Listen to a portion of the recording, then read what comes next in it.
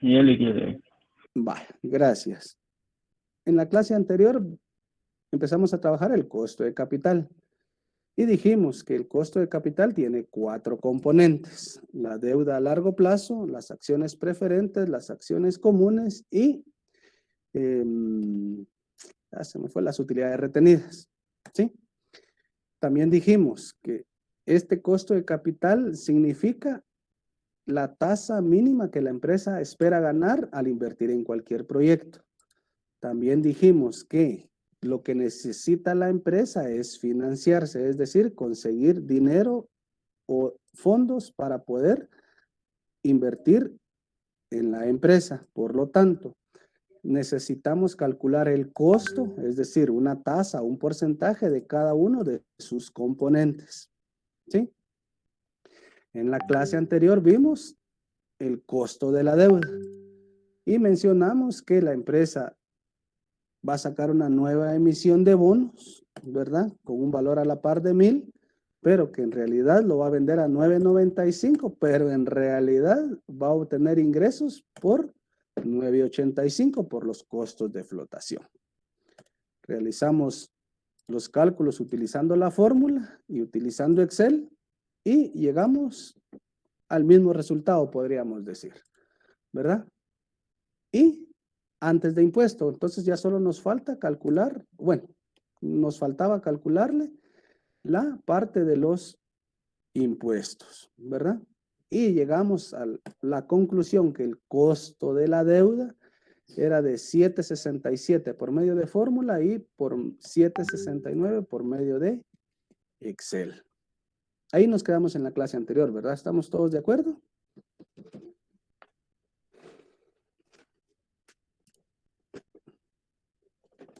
Sí, paso al segundo componente.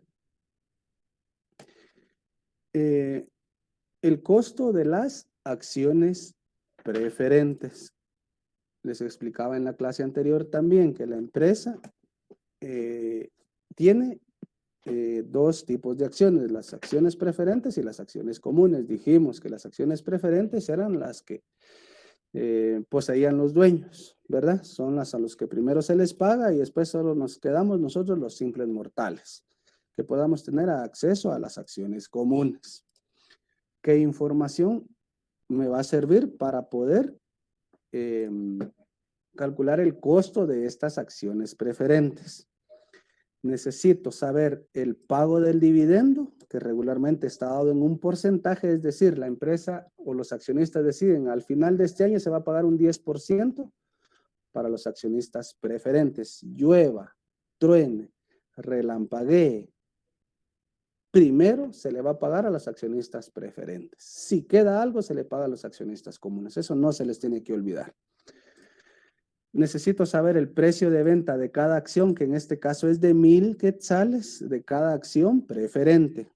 Les decía en la clase anterior, tengan mucho cuidado en no confundir los datos de la deuda, los datos de las acciones preferentes y los datos de las acciones comunes, ¿verdad? Entonces, hay que tener mucho cuidado con eso. Y el último dato que necesito es el costo de emisión y venta. Teniendo esos 3 datos, yo ya puedo aplicar la fórmula. La fórmula que usted va a encontrar en su libro es costo del dividendo anual dividido el valor final de la acción. Lo que se traduce, o lo que es lo mismo que el costo del dividendo anual, es igual al valor nominal por el porcentaje de pago de dividendo anual. Y el valor final de la acción es el valor nominal menos los costos de flotación. ¿Sí? Entonces, el valor nominal es de 1,000 y lo multiplicamos por el pago del dividendo, que es de 10%. Usted multiplica 1,000 por 10, le va a dar 100 quetzales. Y en el denominador, valor nominal 1,000 menos los costos de flotación, que son de 10, obtenemos un valor de 990.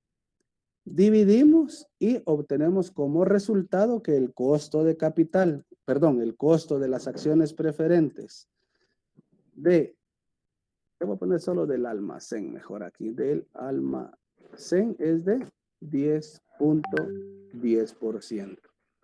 Pregunto, ¿Alguna duda con el segundo componente del costo de capital?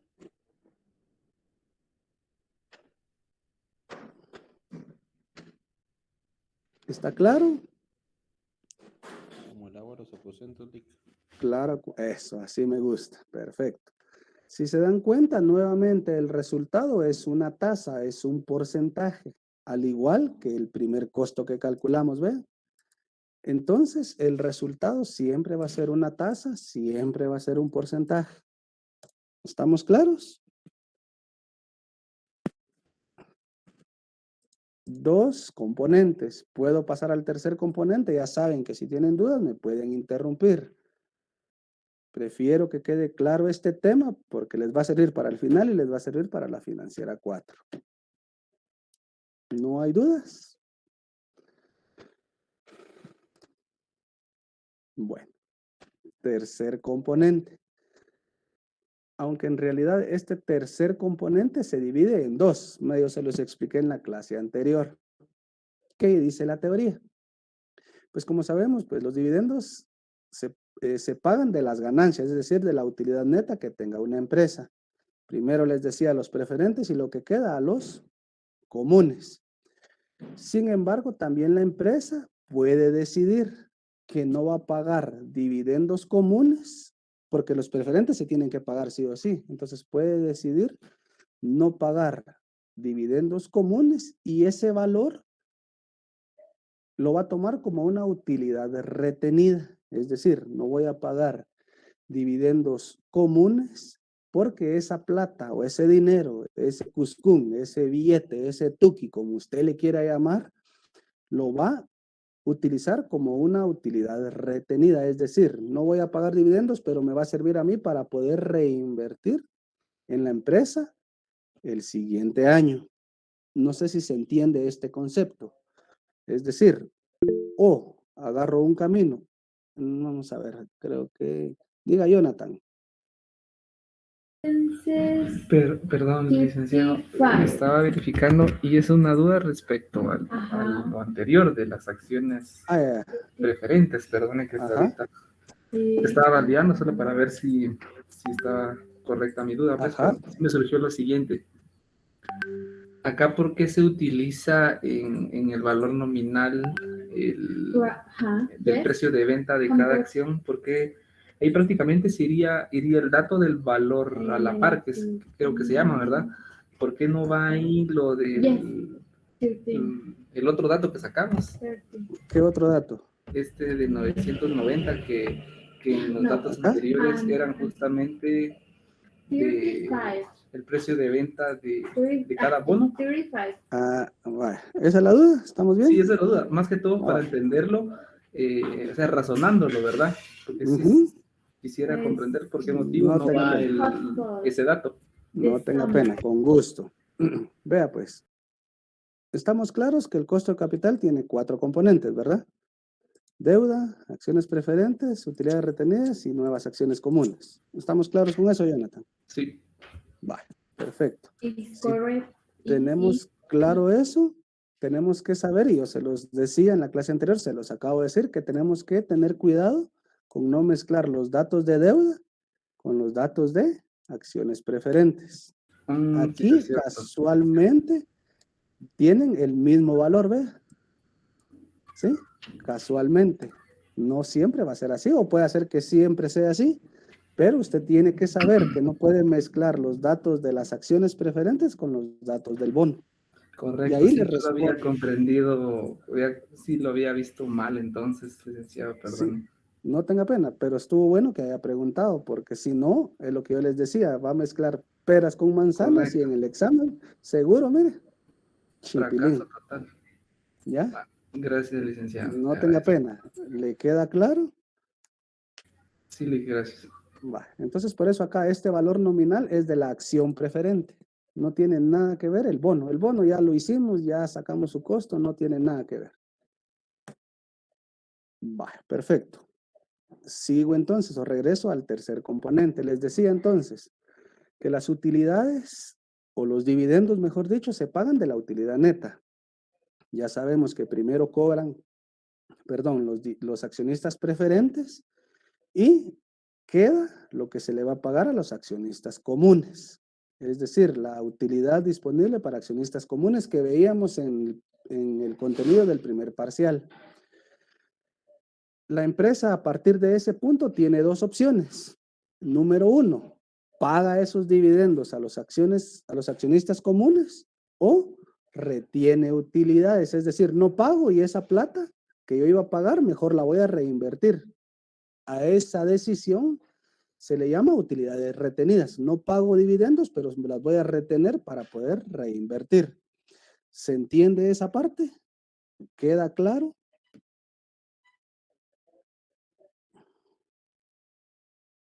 ¿Sí se entiende, jóvenes? Sí.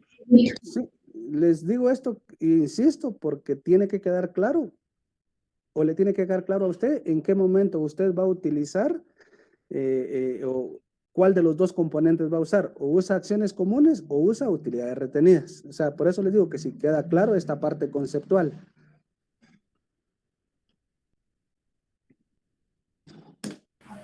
Licenciado, pero en la práctica eso se aplica dependiendo del criterio de la empresa o depende de los ingresos que tenga la empresa para poder solventar los pagos de las acciones. Gracias. Depende de las políticas de cada empresa. De lo que les decía, antes de que inicie un periodo, se reúnen los accionistas y toman sus decisiones. Y dicen, por ejemplo, ¿verdad? La primer política, este año, independientemente si hay utilidad neta o no hay, no vamos a pagar acciones comunes. Esa es la política. Entonces, automáticamente significa que va a haber una utilidad retenida. Lo que no saben ellos es si va a haber utilidad, ¿verdad? Pero esa es la política.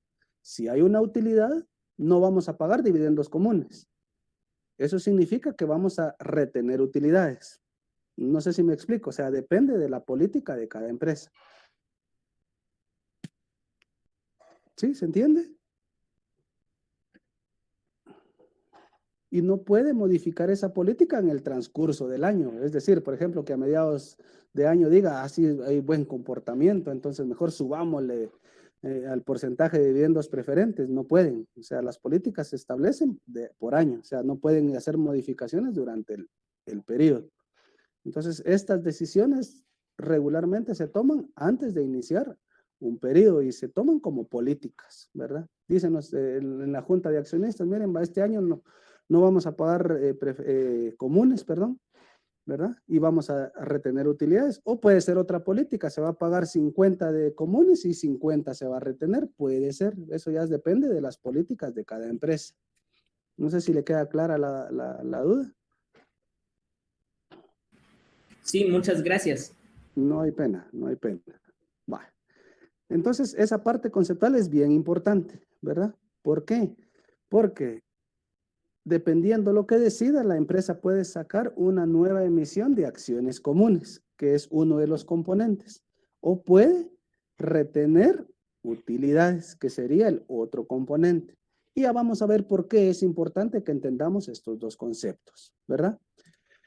Para este tema, pues nos dice que hay dos modelos a aplicar. El modelo de crecimiento constante de Gordon y el modelo de fijación de precios de activos de capital, aunque creo que en el libro ese es el que aparece, el MPAC, ¿verdad? Vamos a trabajar los dos. Veamos. Para cada modelo se utilizan datos diferentes. ¿Sí? Entonces, veamos el primer modelo. Este modelo supone que los dividendos de las acciones, estamos hablando de las acciones comunes, crecerán, ¿verdad?, a una tasa constante. Es decir, siempre se va a pagar el mismo dividendo a una tasa constante durante un tiempo indefinido.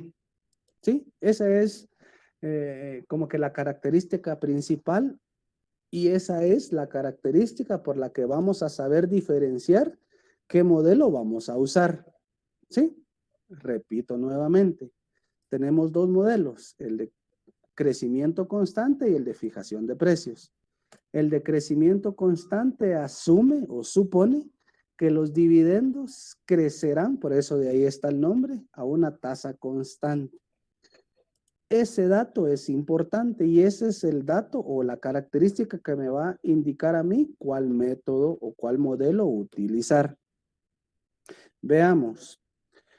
La fórmula es la siguiente: el precio de mercado de las acciones, que representa PO, precio de mercado de las acciones, es igual al dividendo esperado por acción al final del año 1, que se identifica como D sub 1, dividido R, que es igual al requerimiento requerido de acción común, y la tasa de crecimiento, perdón, menos la tasa de crecimiento.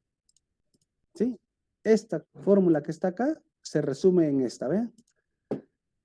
Al final, despejando los valores, esta es la fórmula que vamos a aplicar, ¿ven? Pero ¿por qué partí acá? Para que usted sepa qué significa cada uno de los componentes, ¿vean? Y de dónde deviene esta fórmula. Por lo tanto, esta fórmula que está acá, vean, es la que nosotros vamos a utilizar para aplicar el modelo de crecimiento constante. ¿Estamos claros? Vamos a utilizar esta fórmula, ¿vean? ¿Sí? ¿Qué datos necesito? Necesito el precio de mercado. ¿Por qué? Porque ese dato ya me lo estaban dando a mí inicialmente. ¿Se recuerdan que sacamos los datos, ven? ¿Sí? Precio de mercado 60. Aquí creo que es el modelo MPAC. MPAC. ¿Sí? 60, y aquí tenemos los dividendos históricos y el que se espera para este 2021. Esa información es la que a mí me sirve para utilizar este modelo, ¿ven? Nada más. Por eso es que yo clasifiqué de una vez ahí arriba qué información me iba a servir para este modelo. Entonces, ya tengo el precio de mercado y el D sub 1, que significa el dividendo esperado por acción al final del año, que en este caso me están diciendo que va a ser de 3.50. Dividido, perdón, más G, que significa la tasa de crecimiento. Esa tasa de crecimiento no la tengo, pero sí la puedo calcular. ¿Cómo la voy a calcular?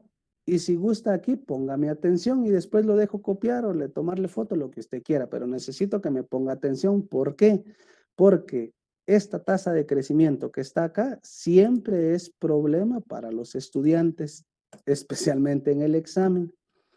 Entonces, por favor, póngame atención. Y si tiene dudas, por favor me pregunta, no duden en interrumpir. Regreso nuevamente. Ya sabemos que esta es la fórmula que vamos a usar para aplicar el modelo de crecimiento constante. Ya tengo el dato de dividendo esperado en el año 1, que es 3.50. Ya tengo el precio de la acción, que es 60. Solo me falta entonces la tasa de crecimiento.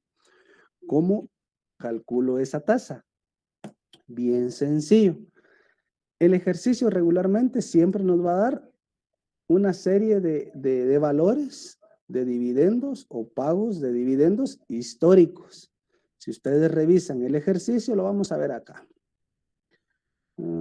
Aquí está, aquí está, me está diciendo que este es los dividendos pagados en años anteriores.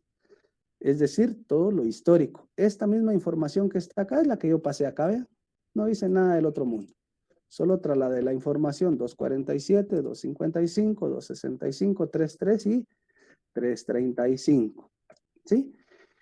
¿Se recuerdan ustedes que en microeconomía, y estoy seguro porque ahí se ve ese tema, el cálculo de la tasa de crecimiento, porque nos sirve como un indicador financiero o un indicador microeconómico? Sale dividiendo. La fórmula genérica es el año más reciente dividido el año más antiguo. ¿Sí? En ese sentido, para sacar el dividendo del año 2012, quiere decir, si aplico la fórmula, año más reciente, que es 2020, dividido año 2019, que es el año más antiguo. En otras palabras, para sacar este número de 1.12, usted agarre su calculadora o agarre Excel y divida 335 dentro de 3. No sé si me explico cómo sale la tasa de crecimiento. ¿Estamos bien? ¿Tienen alguna duda?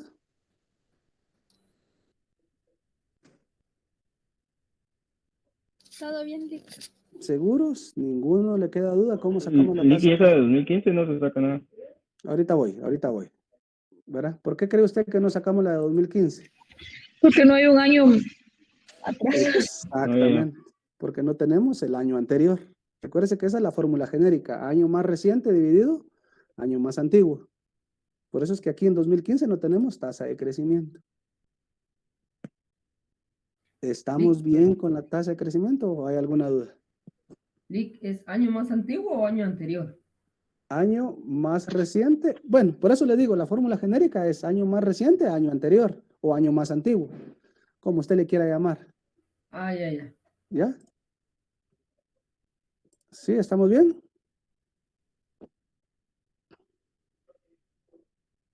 ¿Estamos bien, jóvenes? ¿No hay dudas de cómo salen todas las tasas de crecimiento? Sí, Lick, todo bien, gracias. Va. Estamos bien. Gracias, perfecto. Ahora bien, ya tengo la tasa de crecimiento de cada año. ¿Cuál de estas tasas voy a aplicar yo aquí para sustituir valor en la fórmula? ¿Cuál creen ustedes? La sumatoria. Un promedio.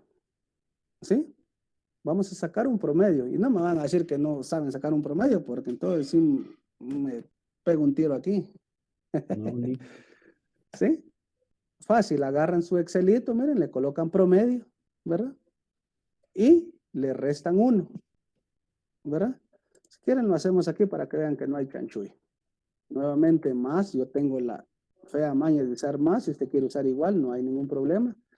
Coloca promedio y ya le aparece aquí la sugerencia, le da doble clic y le está preguntando qué datos, marca todos estos datos, cierra paréntesis y le resta 1. ¿Sí? ¿A todos les dio el 6.4?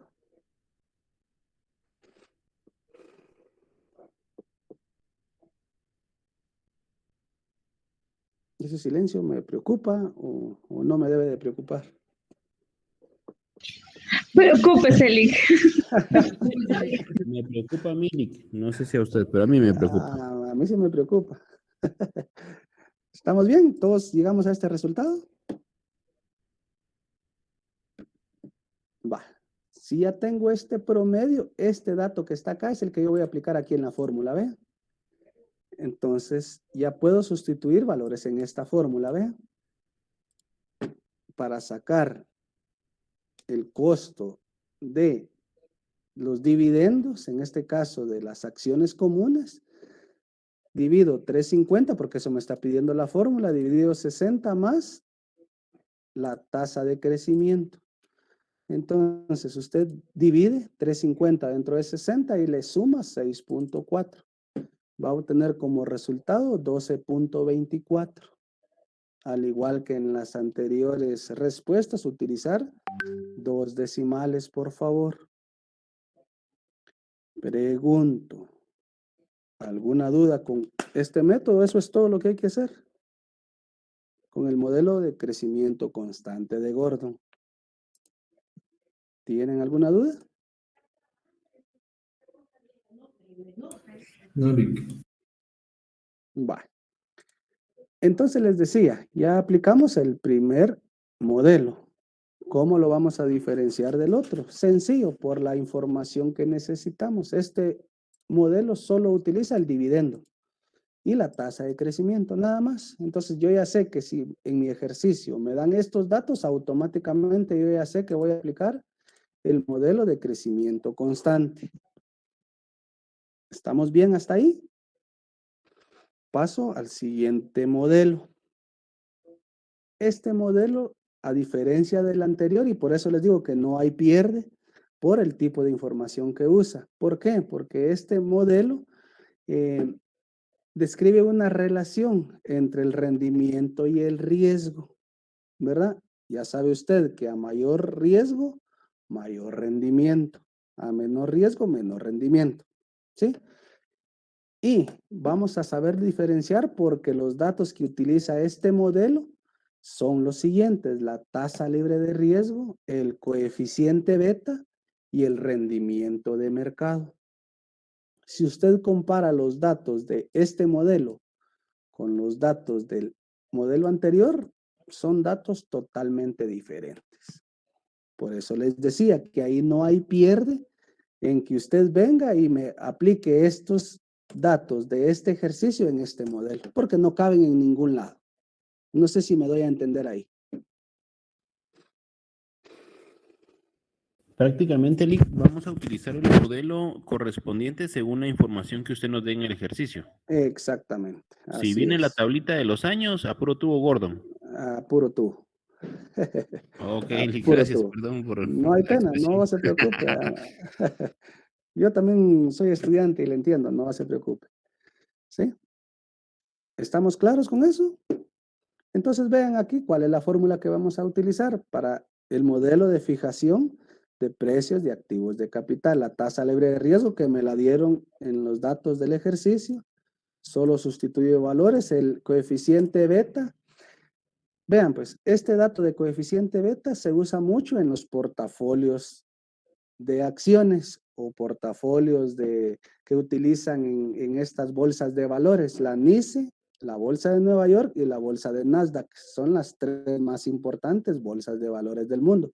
Por ahí está la del Dow Jones también, está la de China, ¿verdad? Pero regularmente la mayor parte de empresas o se van a bolsa del NYSE, que es la de Nueva York, o a esta del Dow Jones, ¿verdad? Este coeficiente beta que está acá, para llegar a este número, es un procedimiento que no tienen idea, ¿verdad? Yo aquí les estoy dando el dato, ¿verdad? Porque en realidad ahorita no nos interesa saber cómo se llega a este resultado, pero para llegar a este resultado, olvídense, es una combinación de factores para poder llegar a este resultado que solo con decirles que yo me tardé casi 3 horas en hacer un ejercicio de beta en la maestría. Entonces es muy largo, es muy complicado este procedimiento para llegar a este resultado, ¿verdad? Ahorita lo único que nos interesa saber es que el coeficiente beta mide un rendimiento, ¿verdad? Entre más alto es ese coeficiente, es mejor. Y obviamente se tiene que evaluar con otros componentes, en este caso con la tasa libre de riesgo y con este rendimiento de mercado. ¿Sí? Nuevamente, entonces aquí regularmente ya no me van a dar ese dato. No los voy a poner a calcular eso porque ese es un procedimiento larguísimo. ¿Ya? Pero regularmente a ustedes le van a dar este dato. Solo tiene que sustituirlo en la fórmula. El rendimiento de mercado también ya me lo dan y nuevamente la tasa libre de riesgo. Respetando la jerarquía de las operaciones, primero elimino paréntesis, ¿verdad? Aquí el primer paréntesis, este solo lo copio, aquí multiplico, elimino el segundo paréntesis y por último realizo la suma. El resultado es 12%. Pregunto, ¿alguna duda? Creería yo que no, pero si ustedes tienen dudas, pues este es el momento. Lick, yo entiendo dos cosas. Una, que en el examen va a venir a Pro Tool el de Gordon. O nos va a dar el valor de beta de una vez ahí para no buscarlo. Exactamente. Okay. Y usted va a operar el modelo de acuerdo a la información que le den. Ok. ¿Sí? Va, vean pues. En teoría, ambos modelos tendrían que dar el mismo resultado, ¿verdad? Si usted compara este modelo de crecimiento constante con el MPAC, es poca la variación, es poca. Por eso les digo que en teoría, pero en la práctica no les va a dar lo mismo. ¿Por qué? Porque primero, ya vimos que utiliza información diferente.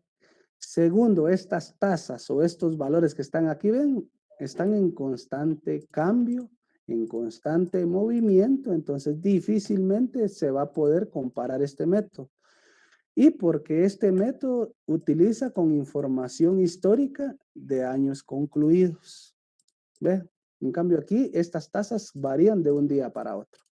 Por eso es que ustedes ven cuando sale información en las noticias o en el periódico que la bolsa de valores aumentó tanto, disminuyó tantos en porcentajes, eso significa pérdidas millonarias. No sé si ustedes acaban de ver ahorita en la Eurocopa que pasó, y no le estoy haciendo propaganda ni a uno ni a otro, pero el gesto de Cristiano Ronaldo con la cerveza Heineken, me parece que fue, ¿verdad? Que la hizo a un lado. ¿Perdón? Con la Coca-Cola. Con la Coca-Cola fue, ¿verdad? Entonces creo que fue Paul Pogba con la de la cerveza. La cosa es que solo por ese gesto, ¿verdad? Estas tasas que les decían, ¿ven? Modificaron y todo y representaron pérdidas millonarias de un día para otro a estas empresas. Por eso les digo que son cálculos más complejos, ¿verdad? Pero a lo que voy es eso, ¿verdad? Que un cambio porcentual de 1% en términos monetarios significan pérdidas cuantiosas. Nuevamente, ambos modelos en teoría tendrían que dar el mismo resultado en teoría, pero en la práctica es imposible, ¿verdad? Por eso les coloqué este comentario que estoy seguro que lo van a leer en su libro de texto, ¿verdad? ¿Estamos bien con estos dos modelos? ¿No tienen dudas?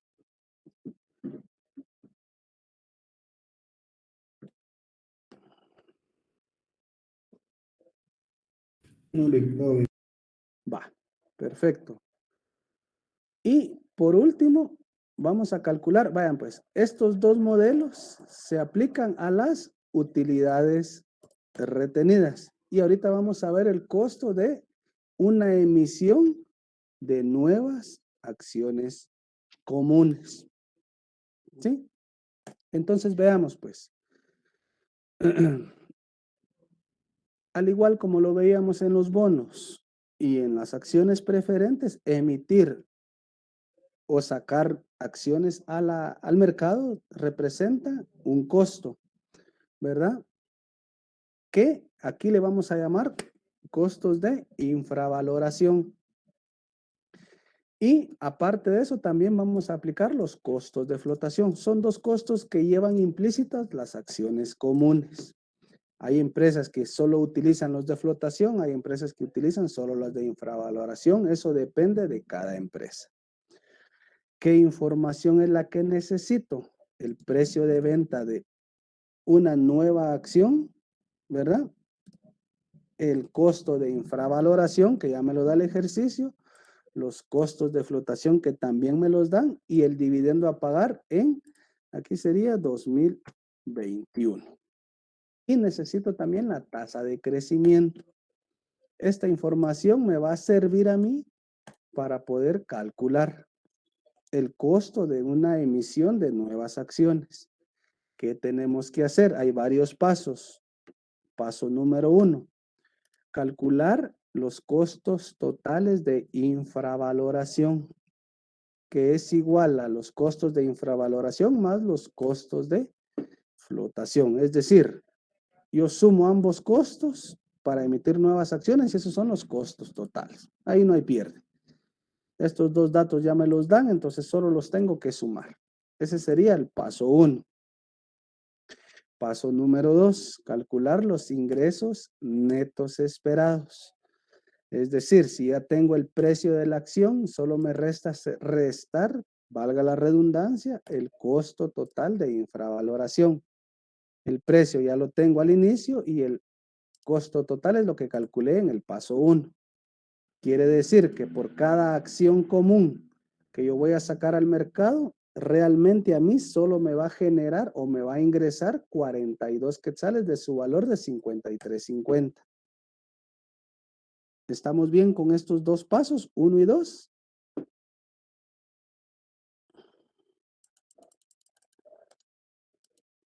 Sí. Y por último, ya solo nos queda aplicar la fórmula de crecimiento constante de Gordon, ¿ve? 350, y en el precio de la acción, ojo con esto, este es un error común, se los voy a marcar aquí con otro color. Se los voy a marcar con este color, ¿ve? ¿Por qué? Porque si usted agarra esta fórmula, usted va a colocar en PO el precio original de la acción, que es de 53.50. Ese es un error común. Usted tiene que colocar acá el total de los ingresos netos, es decir, lo que realmente le va a ingresar por cada acción común. No sé si me explico.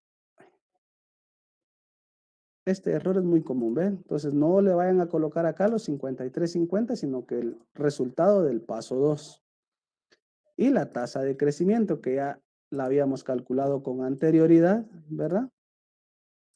Y aquí dividimos y aquí sumamos. Eso es todo lo que hay que hacer, ¿verdad? Yo aquí le redondeé a 15, ¿va? Pero es 14.74. ¿Alguna duda con el costo de la emisión de nuevas acciones?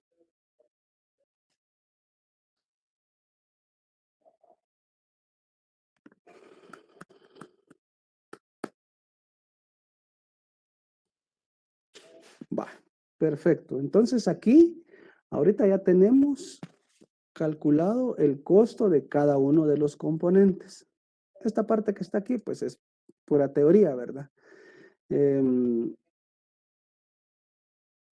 Me interesa nada más que sepamos calcular los costos por el momento, ¿verdad? Ya sabemos que el costo de capital tiene 4 componentes y necesitamos calcular el costo de esos 4 componentes, ¿sí? Antes de calcular el costo de capital, porque todavía no hemos calculado el costo de capital. ¿Tienen alguna duda con alguno de los componentes? ¿O claro como el agua a los aposentos?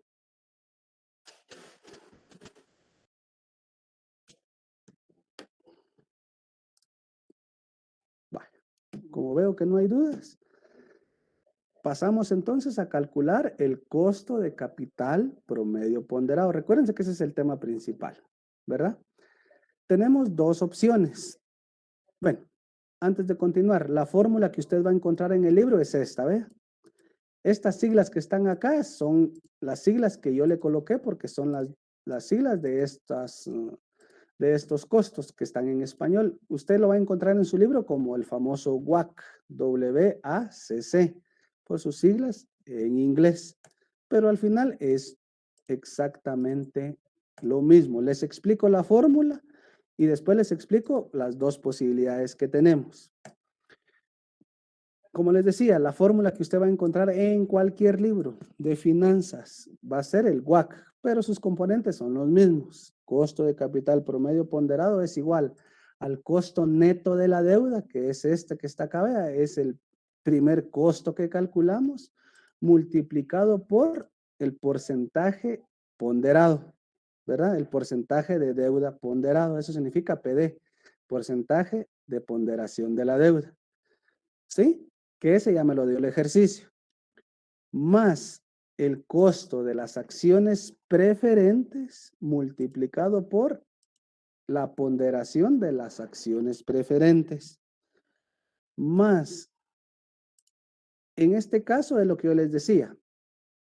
Aquí tenemos dos posibilidades. Ahorita vamos a aplicar cuando el financiamiento es menor al valor de las utilidades retenidas.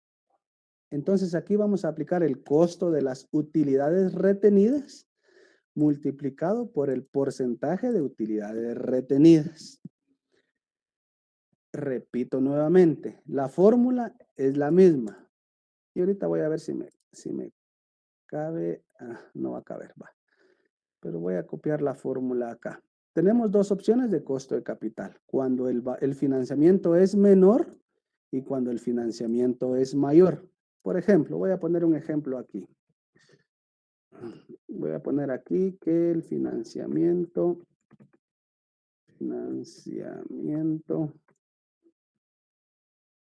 y aquí voy a poner utilidades retenidas. Más o menos así va a estar los ejercicios. Entonces yo le voy a decir a usted que la empresa necesita financiarse con 500 quetzales. No me voy a poner cantidades grandes. Y el valor de utilidades retenidas es de 600. ¿Qué le estoy diciendo aquí a usted? ya sabemos conceptualmente que para calcular el costo de capital promedio ponderado tengo dos posibilidades. Uno, cuando el financiamiento, o sea, lo que yo necesito es menor al valor de las utilidades retenidas. O cuando ese financiamiento que yo necesito es mayor a el valor de las utilidades retenidas. Por ejemplo, aquí, el mismo ejemplo, ¿ven? No sé si me explico mejor así. Cuando es menor, el financiamiento es menor a las utilidades retenidas, yo voy a utilizar en el tercer componente el costo de utilidades retenidas. ¿Sí? ¿Por qué? Porque yo necesito menor dinero o menor cantidad de dinero que lo que yo tengo disponible. Y el segundo componente es, aquí ya no van a ser utilidades retenidas, sino que va a ser aquí el costo de las nuevas acciones. No sé si me explico y me entienden esta parte.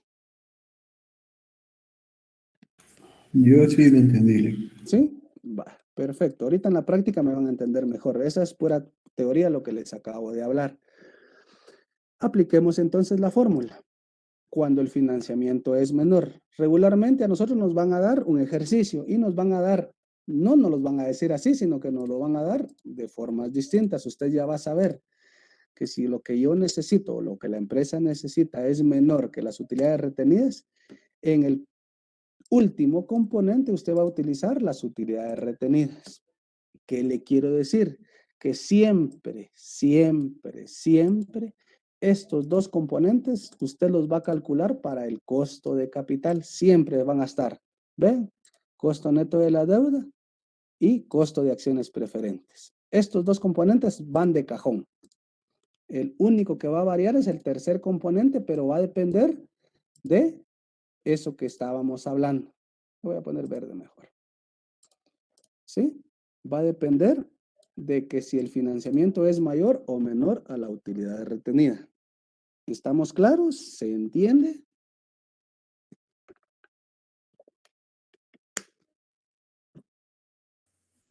Lic, Diga.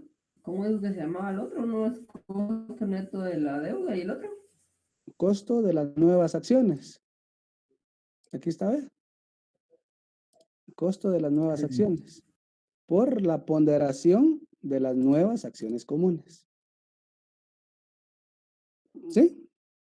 Va. Sustituyamos valores en la fórmula. Voy a utilizar primero la fórmula. ¿Tienen alguna duda? Creí que alguien iba a hablar.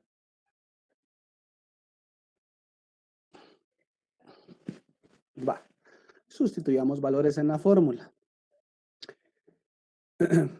¿Se recuerdan ustedes que el primer paso o el primer costo que calculamos era el costo neto de la deuda? Y teníamos dos costos, el de 7.67 y el de 7.69, ¿verdad? Si usted va a usar Excel, coloca el de 7.69, ¿estamos claros? Si usted va a utilizar la fórmula, pues coloca el que va a usar en la fórmula. ¿Estamos bien? ¿Qué va a pasar si en el examen o en la plataforma usted no encuentra la respuesta que yo voy a colocar ahí? No se preocupe, al final yo voy a revisar su examen.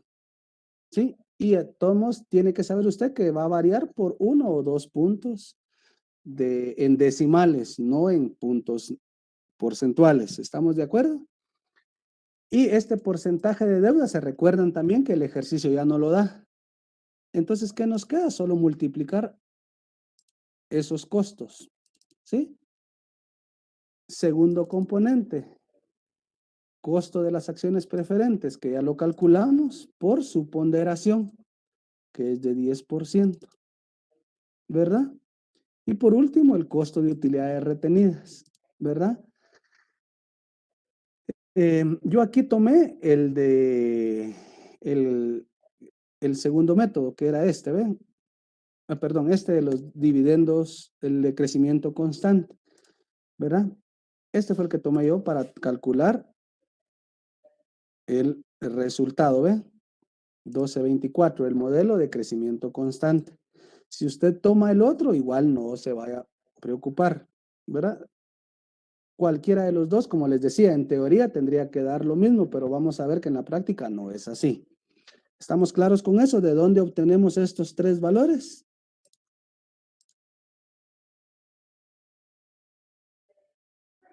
¿Sí? ¿Estamos bien?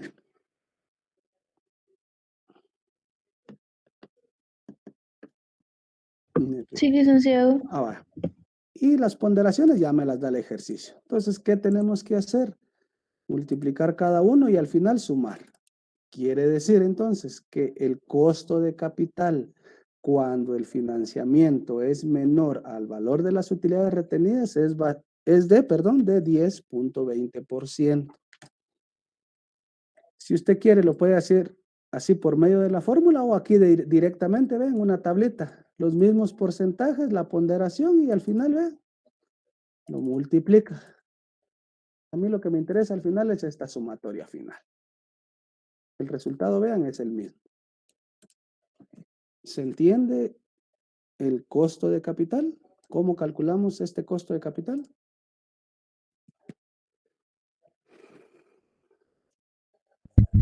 Ya, buenas noches, una Buenas consulta. noches. Diga, La ponderación del 10%, ¿de dónde se toma? ¿el ejercicio ya se lo daba? Aquí está, mire. Gracias. Ujú. ¿Alguien más?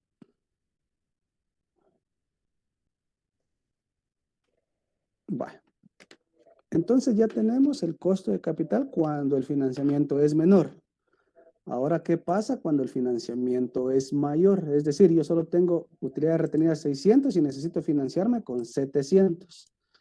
Nuevamente, vean, los primeros dos componentes son iguales, son idénticos, solo que aquí yo no usé porcentajes, ¿ven? Pero es exactamente lo mismo. El tercer componente que le vamos a aplicar a la fórmula es el de costo de nuevas acciones comunes, que sería este que calculamos acá, ¿ven? El de 14.74. ¿Ven? Y las ponderaciones son las mismas. Multiplicamos, ¿verdad? Luego sumamos, ¿ven? Y vemos que el costo de capital entonces ahora va a ser mayor. ¿Por qué? Porque necesitamos una cantidad de financiamiento mayor. ¿Se entiende? ¿Tienen alguna duda? Si no, volvemos a explicar, no hay ningún problema.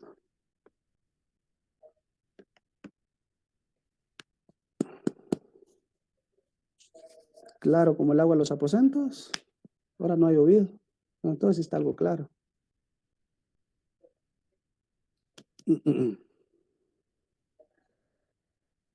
Vale. ¿No hay dudas? ¿Qué nos pide el ejercicio? ¿Ven? Ya cumplimos con lo que nos piden acá. Los costos de cada una de los componentes, perdón. Y después me piden el costo de capital promedio. Ahora bien, me dice, considerando las siguientes oportunidades de inversión, considerando lo que acabamos de hacer, ¿en cuál proyecto invertirían ustedes? Tomando cuando el financiamiento es menor, ¿en cuál invertirían?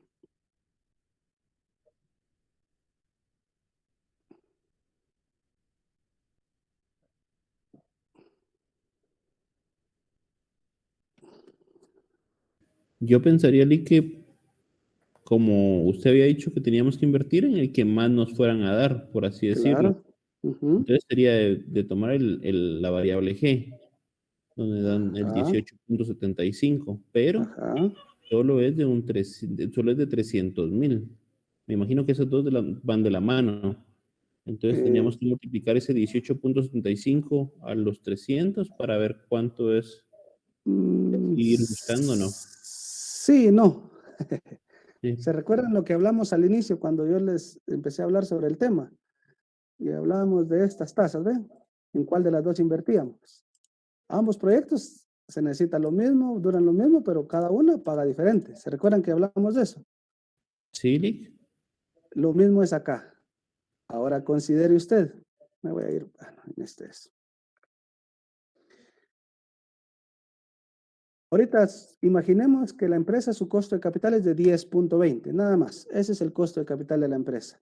Y tiene estas oportunidades de inversión. Digamos que tiene suficiente dinero para invertir en cualquier proyecto. ¿En cuál invertirían ustedes? Con este costo de capital.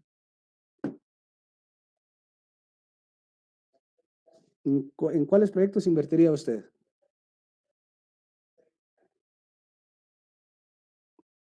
Mismo que ya se le olvidó lo que hablamos en la clase pasada.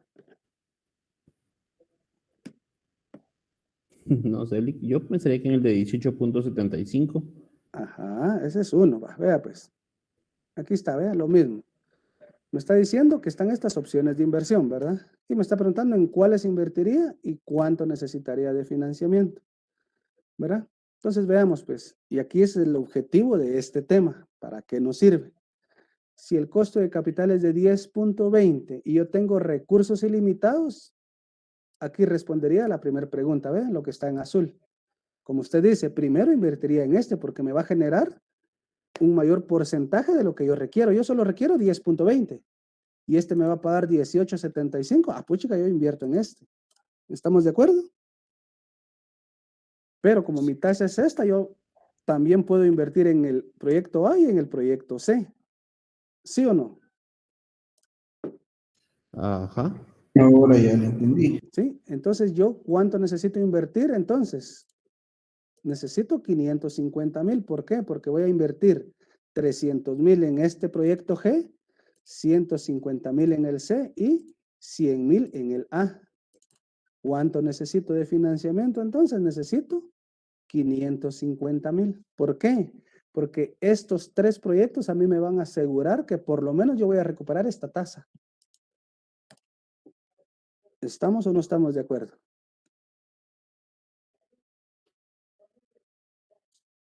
Sí, ¿Sí? ¿Seguros? Porque este tema tiene que quedar bien pulidito.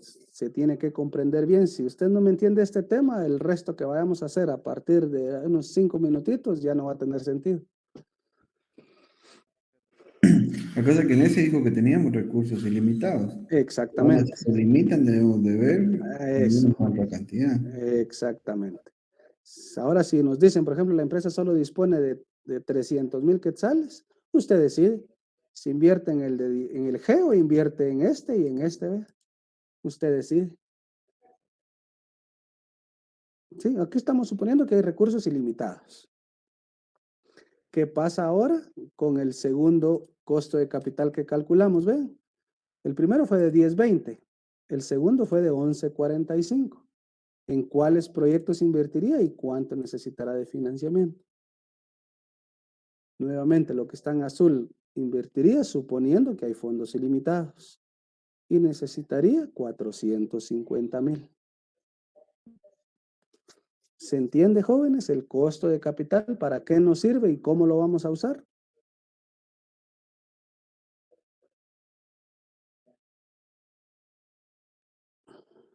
¿Alguna duda? Este es el primer tema. Aquí muere el primer tema. ¿Alguna duda? Licenciado, fíjese que yo no estoy de acuerdo con eso. Dígame por qué no está de acuerdo y lo platicamos. Lo que pasa es de que, o sea, sí es cierto, ¿verdad? Que a mayor riesgo, mayor rendimiento. Sin embargo, pues yo no puedo invertir, aunque me deje mayor rendimiento en algo que yo desconozco. Ajá. Entonces, por esa razón yo no invertiría en esos dos, solo invertiría el de 18.75%. Ajá. Sí, veamos pues. Usted tiene toda la razón, ¿verdad? Pero recuérdese pues, y voy a regresar aquí, ¿ve?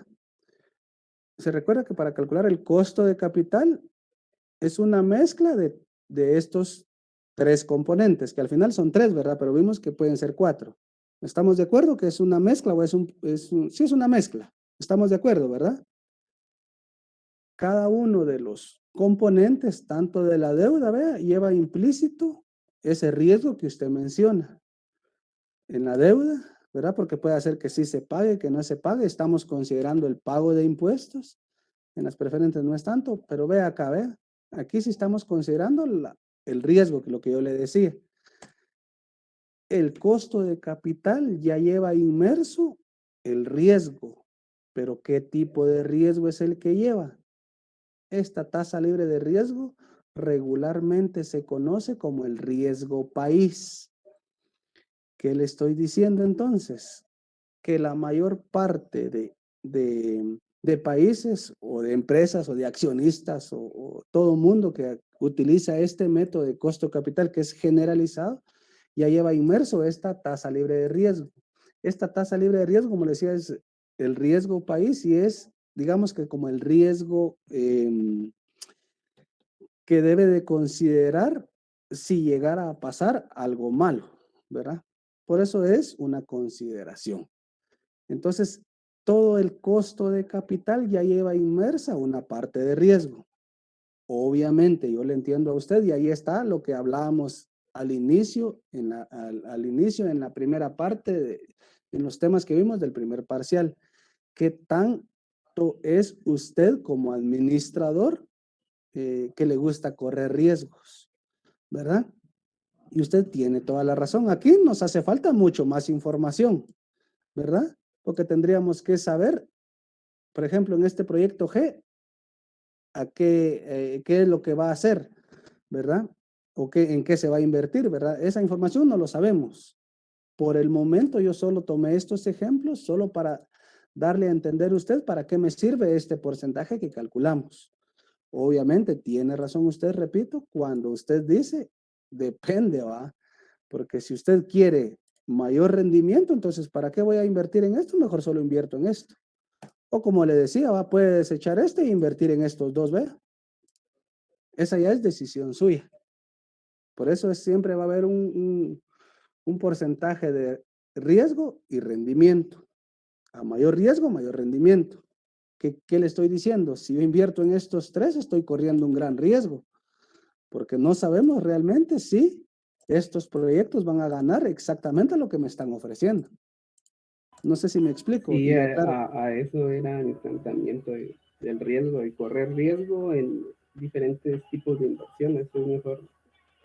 O sea, sí es cierto que hay un portafolio de inversión, pero yo he escuchado de que es mejor cuando uno solo se especializa en un tipo de inversión y se hace expertise. Sí, no. Usted ha escuchado solo una cara de la moneda. La otra parte que le falta escuchar a usted es que no hay que poner, no sé si lo ha escuchado, todos los huevos en la misma canasta. ¿Por qué? Porque si se cae la canasta, se quiebran todos los huevos.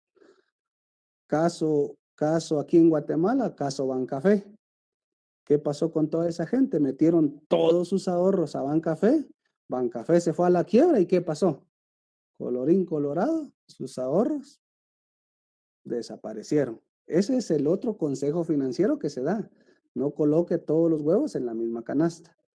¿Ya? ¿Qué le estoy diciendo con eso? Es cierto, tiene razón. Si usted se vuelve experto en un área, qué bueno, ¿verdad? Pero el otro consejo financiero que se da es que no se debe invertir todos sus recursos en el mismo proyecto, ¿verdad? Yo no sé si ustedes vieron, lo voy a poner a manera de ejemplo haciendo la analogía por lo que estamos platicando. Estoy seguro que si ustedes vieron la película de Will Smith, que se llama, se me fue el nombre de esta película, donde tiene a su hijo y lo deja la felicidad, ¿no? En busca de la felicidad, gracias, esa película, En busca de la felicidad. ¿Qué pasó con él?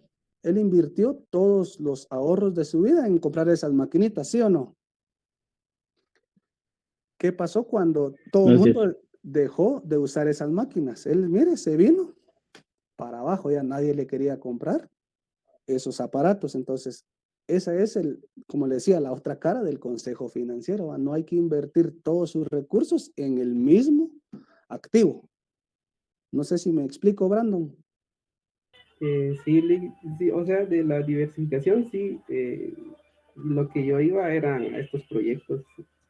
Sí, solo uno me especializaría. Sí, usted tiene razón, por eso le decía, aquí nos hace falta conocer más acerca de estos proyectos. Necesitamos más información para que ya tomar una decisión más certera, ¿verdad? Por el momento a mí solo me interesa que usted sepa para qué sirve este porcentaje que calculamos. Solo para eso, ese es el ejemplo que tomé, nada más. Pero tiene razón usted, nos hace falta más información. ¿Estamos de acuerdo ahora?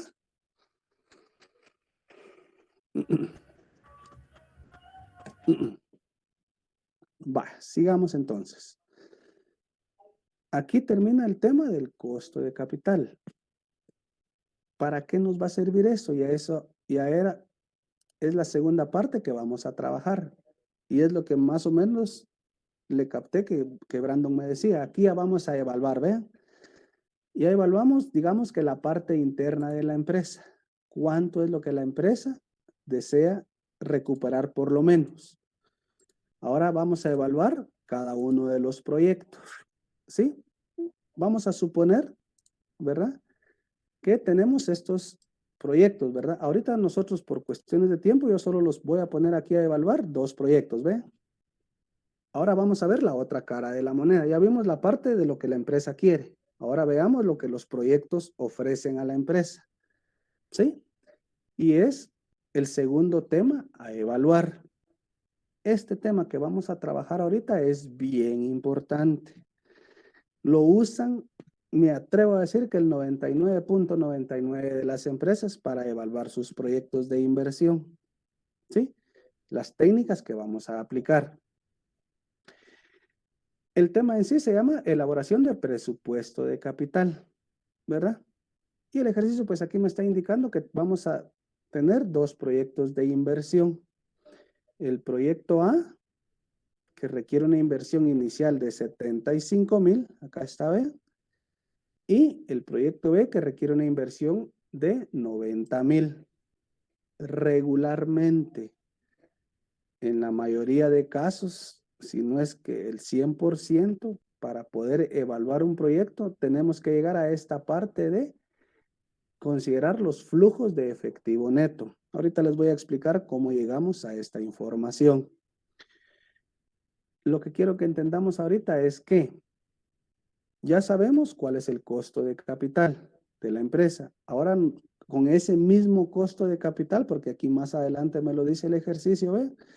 El costo de capital del almacén corresponde a lo calculado en el ejercicio anterior. ¿Sí? Entonces, si ya sabemos para qué nos sirve el costo de capital, pongámoslo en práctica. ¿Cómo? Comparando el proyecto A, que me presenta toda esta información, y el proyecto B, que me presenta toda esta información. ¿Vamos bien hasta el momento? Toda esta información ya se las envié a ustedes. Veamos un poquito de teoría, ¿verdad? Para no entrar así perdidos al tema, ¿verdad? ¿Qué es el presupuesto de capital? Pues es un proceso de evaluación y de selección de inversiones, lo que precisamente hablaba Brandon, ¿verdad? Ahora yo ya me voy a informar más, ¿verdad? De acuerdo a mi costo de capital, en cuál de esos 3 proyectos que decidimos inicialmente invertir, aquí, en cuál de estos yo realmente voy a poner mis recursos, ¿verdad? Ahorita vamos a evaluar estos 3 proyectos, vamos a suponer, ¿verdad? Con la información que nos da el ejercicio. Entonces, es un proceso de evaluación. Ese proceso de evaluación incluye una evaluación financiera y una evaluación económica. Ya vamos a ver, ¿verdad? Como les digo, aquí es parte de la terminología que vamos a utilizar: elaboración de propuestas, revisión y análisis, tomar decisiones y darle seguimiento. Ya sabemos, porque ya lo hemos trabajado en otros cursos, que hay proyectos independientes y hay proyectos mutuamente excluyentes. Pusimos unos ejemplos ahorita que estábamos tomando decisiones. ¿Cuáles son los enfoques que se utilizan? De aceptar o rechazar un proyecto. Básicamente eso es, en resumen, toda la parte teórica. Ustedes ya leyeron el capítulo de Erhard Brigg y el que van a leer ahorita de Guillermo Dunrauf. Antes de entrar, estos flujos, ven, el ejercicio ya me los daba. Si nosotros hacemos la analogía de un estado de resultados, viene siendo exactamente lo mismo, ¿verdad? ¿Por qué? Porque esta utilidad después de impuestos bien puede ser una utilidad neta. Entonces, ¿se recuerdan que en el primer parcial trabajamos la estructura del estado de resultados? Y dijimos que se compone de las ventas, es decir, los ingresos. ¿sí? A esas ventas le tenemos que restar el costo de ventas y los gastos operativos, ¿sí? Es decir, aquí en un flujo efectivo, los egresos, el costo de producción que viene siendo el costo de ventas, los gastos de venta, de administración, vienen siendo los gastos operativos que incluyen la depreciación y la amortización. Aquí, ingresos menos egresos viene siendo como la utilidad operativa o como le coloqué aquí, utilidad antes de impuestos. Calculamos los impuestos y obtenemos la utilidad neta. Pregunto, ¿les queda claro cómo obtenemos esta utilidad neta? Porque, como les decía, básicamente es la estructura del estado de resultados. ¿Estamos claros con eso? ¿Sí se entiende? ¿Sí se comprende?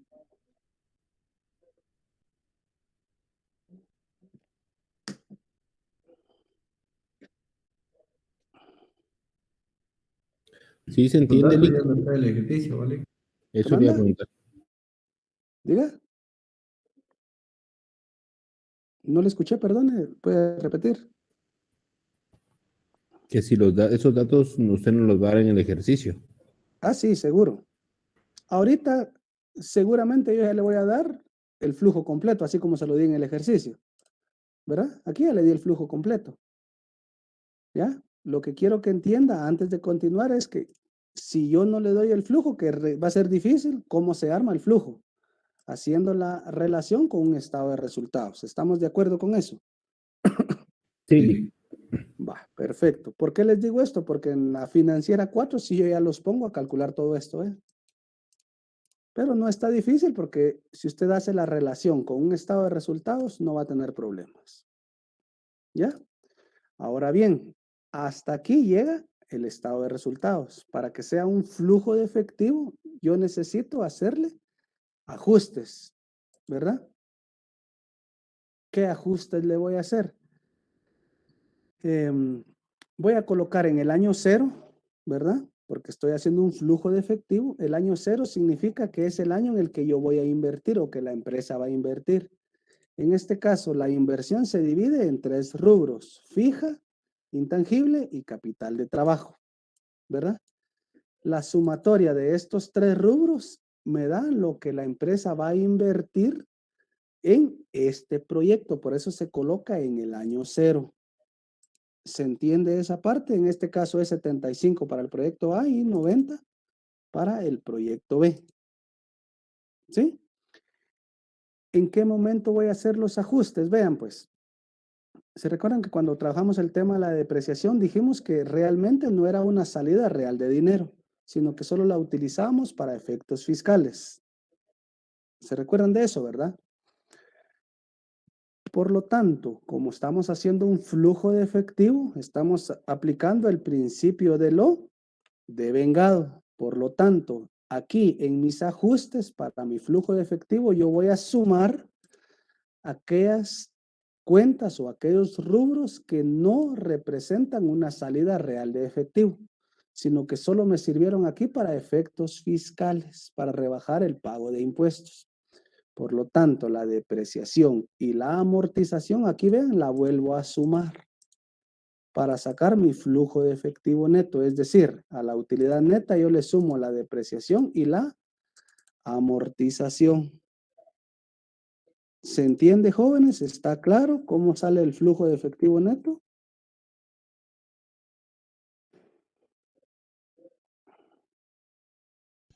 ¿Podría repetirle? Disculpe. No tenga pena, con gusto, porque tiene que quedar claro esta parte.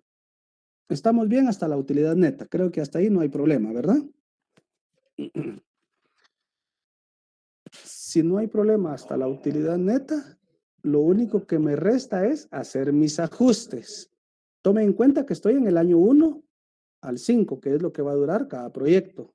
El año 0 usted ya sabe que es la inversión. Por lo tanto, es negativo porque es cuando usted va a sacar el dinero. ¿Qué ajustes voy a hacer para que se convierta en un flujo de efectivo? Le voy a sumar, aquí le coloqué el signo más B, aquellas cuentas o aquellos rubros que no representan una salida de efectivo. Por eso les decía, cuando trabajamos el tema de la depreciación y la amortización, solo lo usamos nosotros para efectos fiscales de reducir impuestos, pero esto realmente no es una salida de dinero que usted tenga que ir a pagar a la SAT 1,000 de depreciación o 3,000 de depreciación, no, ¿verdad? Solo lo usamos para efectos fiscales, por lo tanto, estas dos cuentas yo las vuelvo a sumar acá porque realmente no es una salida de dinero. Por eso es que le sumo a la utilidad neta mi depreciación y mi amortización. ¿Estamos claros ahora? Sí, gracias. Sí, vale. Perfecto. Lo mismo es para el proyecto A. El mismo principio se aplica para el proyecto B. ¿Estamos claros? Sí. Vean pues, si no hay dudas, ¿alguien me puede decir si encuentra alguna diferencia entre el flujo del proyecto A y el flujo del proyecto B?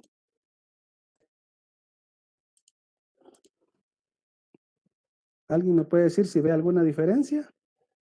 Y cada año va obteniendo más. ¿Más qué? Más efectivo. Porque el año cero es lo que sacó. Ajá. Al final, el resultado final de los otros años es lo que va ingresando del proyecto.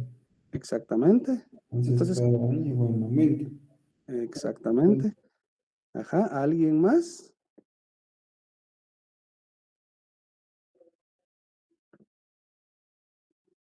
Va. Diga. ¿Alguien más ve alguna otra diferencia? Que en el primero es constante y el segundo tiene variaciones. Exactamente. Esa es la diferencia que me interesa. ¿Sí? Entonces vean pues.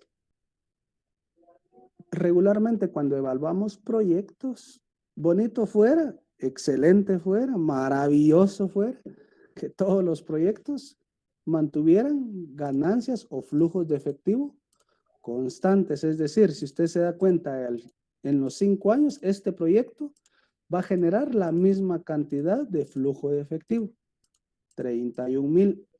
A esto se le llama que un proyecto tiene flujos constantes, ¿verdad? ¿Por qué? Porque cada año va a ganar lo mismo. ¿Qué pasa en el proyecto B? El primer año va a tener un flujo de efectivo de 27, 34, 30, 48. Entonces ahí los flujos no son constantes. ¿Por qué me detuve un poco acá? Porque es bien importante que ustedes sepan que cuando se evalúan proyectos, no siempre vamos a encontrar proyectos así con flujos constantes. Eso sería lo ideal.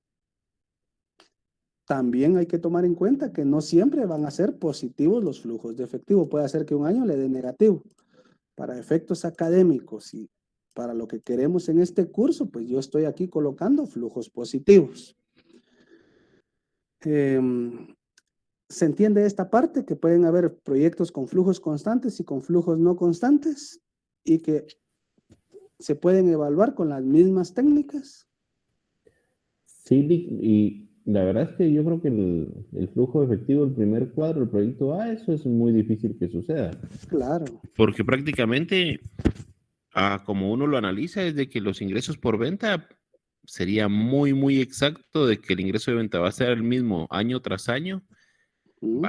Digamos que se va a vender lo mismo, que usted venda gasolina y venda los mismos galones de gasolina al año. Pero probablemente todos los costos atrás de eso no va a ser lo mismo, ¿va? Entonces siempre va a haber variación de algo, siento yo. Claro, no, y tiene toda la razón. De hecho, como le decía, eso es lo ideal, maravilloso, perfecto, el elixir de los proyectos, ¿verdad? Pero en la práctica, olvídese, ¿verdad? Y como le digo, o sea, hay veces que hay flujos positivos, otras veces negativos, pero se pueden evaluar con las técnicas que vamos a ver. Lo importante aquí es que sepamos que hay proyectos con flujos constantes y no constantes. Sí, en eso me quiero circunscribir ahorita. ¿Estamos bien hasta ahí? Sí. Va. ¿Por qué me detuve a explicarles todo esto? Primero, porque estos flujos de efectivo tienen la estructura de un estado de resultados, como primer punto. Como segundo punto, se diferencia de un estado de resultados porque aquí estamos colocando el año cero, que ya sabemos que es el año en el que se va a invertir, en el año en el que se va a desembolsar. Y como tercer punto, ¿qué? Le vamos a aplicar ajustes. ¿Sí? Eso es en cuanto al flujo de efectivo. Cuarto punto, los flujos constantes y los no constantes. ¿Ya? Pasamos entonces ahora a las técnicas de elaboración de presupuesto de capital. Todo eso lo van a leer ustedes en la parte teórica. Les decía a ustedes que para hacer un presupuesto de capital lo podemos evaluar desde dos perspectivas. La primera, desde la evaluación financiera, que son técnicas que no, óigase bien, que no utilizan el valor del dinero en el tiempo. ¿Sí? Mientras que la evaluación económica es que sí utilizan el valor del dinero en el tiempo. ¿Cuál es la diferencia entre una y otra? Bien sencilla. Les pregunto yo a ustedes, ¿vale lo mismo hoy un billetito de 100 quetzales hoy que hace 5 años? ¿Vale lo mismo? No por la inflación. Por la inflación, por un lado, ¿verdad? Porque con esto de la pandemia, pues, una devaluación tremenda, ¿verdad? Pero aquí lo importante es que sepamos de que el valor del dinero en el tiempo se va desgastando regularmente y como bien lo decía Brandon, por la inflación. Eso lo tiene que usted tener presente aquí en la China, en la Reconchinchina, Uruguay, Paraguay y todo lo que hay por ahí, ¿verdad? Que siempre va a ser así. ¿Sí? Entonces, evaluación financiera, técnicas que no utilizan el valor del dinero en el tiempo, utilizan cualquier otro factor. ¿Qué técnicas incluye la evaluación financiera? El retorno de la inversión, como la llaman algunos autores el ROI, o la tasa periodo de retorno. El cálculo o la fórmula es idéntica. ¿Sí? Segunda técnica, periodo de recuperación de la inversión. Tercer técnica, índice de endeudamiento. Es decir, yo a usted en el laboratorio, en el examen, yo no le voy a decir calcule el ROI o calcule el PRI, el periodo de recuperación de la inversión, o calcule el BPN o el BAN. Yo solo a usted le voy a decir realice la evaluación financiera o realice la evaluación económica. Eso es todo lo que yo le voy a decir y usted ya va a saber qué técnicas se deben incluir en cada uno de los o de las evaluaciones. ¿Sí? Veamos ahora la evaluación económica. Valor presente neto o valor actual neto, perdón. Independientemente cómo le llaman los autores, es exactamente lo mismo. El índice de rentabilidad o la relación beneficio-costo, exactamente lo mismo. La tasa interna de retorno y porque ese tema sí no está. Bueno, en el libro de Erhard sí está. En los dos está, creo yo. Pero en la central, este tema de TIR modificada no se da. Ese es un valor agregado que yo le doy siempre a este curso, agregando este último tema. ¿Ven? Y yo les voy a explicar cuando lo veamos por qué.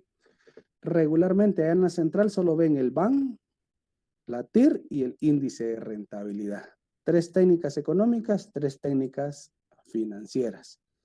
Yo agrego la TIR modificada porque es un poco más exacta que la TIR.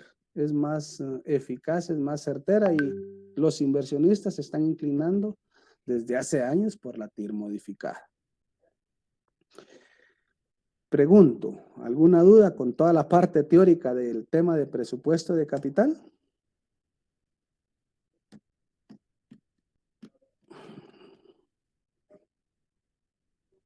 Estas técnicas que están acá, ven, estas 3 financieras y estas 4 económicas son las fotos que yo les mandé el día de ayer. Lo voy a dejar hasta acá, pero ya tiene la foto, entonces por favor les queda de tarea para el día miércoles que usted avance ya ingresando todo a Excel, ¿verdad? Esa es su tarea, ¿verdad? Eso nos va a permitir avanzar porque este tema sí es un poquito extenso, ¿verdad? Entonces, sí me gustaría bastante que por favor ya lo tuviera usted ingresado a Excel. Si no hay dudas, vamos a ver, creo que lo dejaría hasta acá el día de hoy. Recordándoles por favor de que llene su